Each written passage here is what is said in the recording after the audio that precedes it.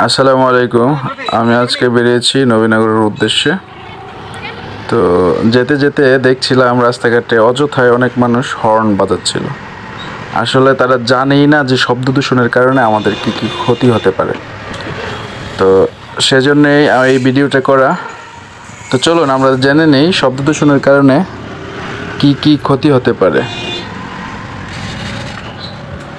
শব্দ দূষণের কারণে শরীর এবং মনের উপর নানা ধরনের নেতিবাচক প্রভাব পড়ে। তো চলুন শব্দ দূষণের কিছু গুরুত্বপূর্ণ ক্ষতিকর প্রভাব জেনে আসি। শ্রবণ শক্তি হ্রাস করে অতিরিক্ত শব্দ দূষণের কারণে। কানে দীর্ঘমেয়াদে চাপ সৃষ্টি করে, যার ফলে বধিরতা বা শ্রবণ ক্ষমতা আপনার কমে যেতে পারে।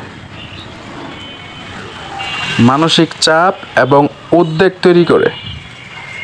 নিয়মিত উচ্চ শব্দের পরিবেশে থাকলে মানসিক অশান্তি, ঘুমের সমস্যা এবং উদ্বেগ বেড়ে যায়। হৃদরোগের ঝুঁকি বেড়ে যায়। গবেষণায় দেখা গেছে শব্দ দূষণ রক্তচাপ বাড়াতে পারে এবং হৃদরোগের ঝুঁকি বৃদ্ধি করে। মনোযোগ ও কর্মক্ষমতা হ্রাস করে।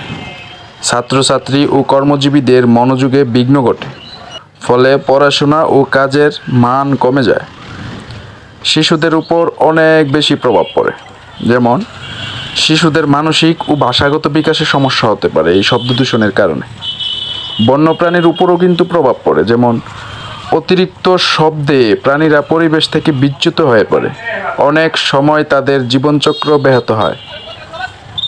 আপনি শব্দ দূষণ প্রতিরোধে কিছু পদক্ষেপ জানতে এবং জানাতে আমাদের কমেন্ট বক্সে কমেন্ট করুন। ধন্যবাদ, সবাই ভালো থাকবেন।